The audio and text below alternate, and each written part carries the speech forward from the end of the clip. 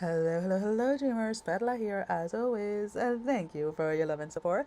Thank you for liking, sharing, subscribing to the channel, and if you haven't done so, go ahead and do so. We would love to have you. So this is Monday's love messages. This is the extended of the pick a card.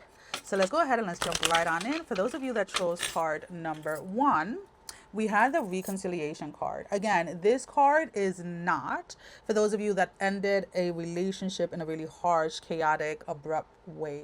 This energy is coming in for those of you that mutually decided to take some time apart. May have been like six weeks or 6 months apart, whatever it was. There's no judgment here how much time you felt that you needed away from your partner.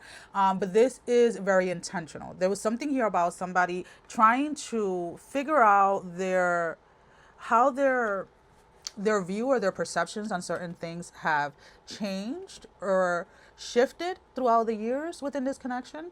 And there was something here about needing to kind of like find yourself, and it wasn't just you, it's also the person that you're with, whether you guys are married, whether you guys are in a long-term relationship. There was a mutual agreement here of like, okay, we don't know who we are outside of this relationship, and that is becoming an issue, that is becoming a problem. So let's take some time apart. Let's rediscover ourselves outside of this connection, and let's see if this is really what we want. Because something just seemed off. And right now, you guys are at the state of like either talking, or you guys have recently decided that you guys are officially back on, whatever that looks like. But this is definitely coming, after very harsh truth and conversations that were had in regards to this relationship. There was a feeling here, or a situation here, where someone was putting the other person second. So someone or something else was taking priority in this relationship. Someone may have stepped out.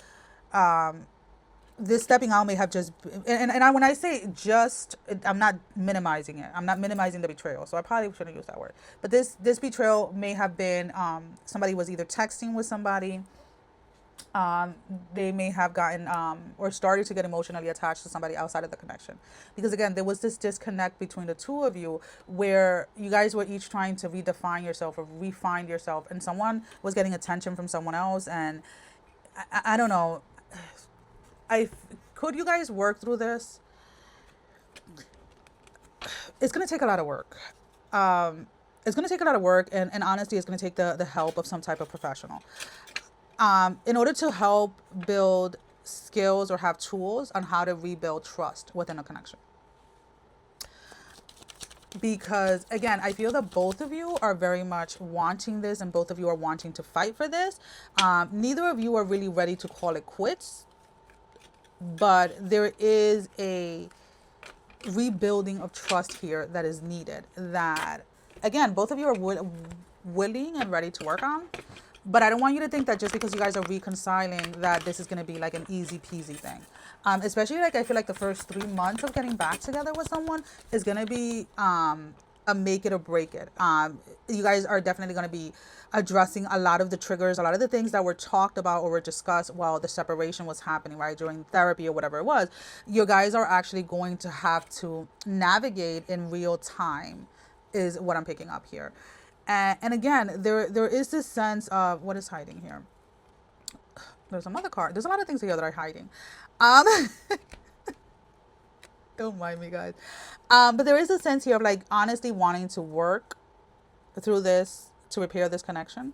And that betrayal could have been anything. It could have been like a financial betrayal. It could have been, you confided in them in something and they went ahead and told somebody else, and it's like, how can you betray my trust in that way? But there's definitely a sense here that if you're choosing to reconcile with someone, as you're working through your triggers, whether it is you or them, you cannot continue to hold it against them every time that you react. Because what I'm saying is, like, there is a mutual understanding here that a lot of your reactions, or their reactions, whatever it may be, is because it is being triggered by what happened. Instead of saying, oh, I'm reacting because of what you did, it's like, okay, I am reacting right now, this is how I'm feeling, can we like talk through this, right? Instead of going into the attack mode right away. So this is going to work, but the work needs to be put into this. Does that make sense? Alrighty. For those of you that chose card number 2, those of you are in a relationship, but you guys are more like roommates more than anything. The day-to-day lifestyle may have taken over, where it's all about like the mundane ritual things. You guys are needing to start dating each other, needing to make time for each other, and rekindling what brought the two of you together in the first place, instead of letting this fizzle. Because I feel like, again, there's a lot of thought here of walking away, wondering, can I fall in love with this person again? Can we recapture what we had? Because again, I'm picking up a lot of nuances, right? Having a partner that doesn't carry their load consistently. So what does that look like? They will help, or they would do things when they're asked, but they won't take the initiative with doing things, right? And again, it doesn't matter whether you're male or female, right? It's like if you're the one that is constantly cooking, right? And you're like, okay, so let's say you're a man and you are a chef by profession. So at home, you're the one that's cooking. But every now and a while, you will like your wife, your significant other, your husband, whatever, we don't judge here, to make you a nice dinner, to surprise you without you having to ask, right? So it's almost kind of like something of that way, where it feels like you're needing to ask for everything, where your partner doesn't just take the initiative with things. Does that make sense? It could be that you're the one always taking the kids to the appointment, and you're telling your husband, like, why does it always have to be me? Like, is it because I'm a woman or whatever, right? Or your wife, whatever it is, right? You get what I'm saying, right? So those nuances type of things have turned your connection or your relationship into more of like a roommate type of connection more than anything. And some of you are like, okay, I'm just ready to walk away from this. But some of you are like, okay, should I give this another chance? And that chance is going to have to come in the form of dating, learning each other's ways again, or learning, like kind of like relearning each other is the energy that I'm picking up. So you both would have to come with the initiative of excitement, of curiosity, of joy, of wonder, of lust, whatever you want to call it, when it comes to like when you're getting to know somebody, like when you're curious about what is it that they like, what do they dislike, their little quirks and this and this and that. And this is going to have to be a mutual thing in order for this to work. If you're going to be the only one putting in the work, then I mean, you did everything you could. But is there a possibility here? Definitely. But you and your partner are going to have to get on the same page. You might have to get some type of like coaching or counseling, couples therapy, whether it's a couple of sessions or whatever it is, to kind of get you back both on the same page, or at least on track, in the correct direction. I know a lot of people hear therapy and it's like, oh, like sometimes all you need is like 2 or 3 sessions. Sometimes people need a year of therapy. When it comes to like couples therapy, it's going to be different depending on where it is that you are and how receptive you are to actually making a connection work. Okay. For those of you that chose card number 3, my love, you are single and mingling, and I like that. But you're also, these red flags, people that you are connecting with,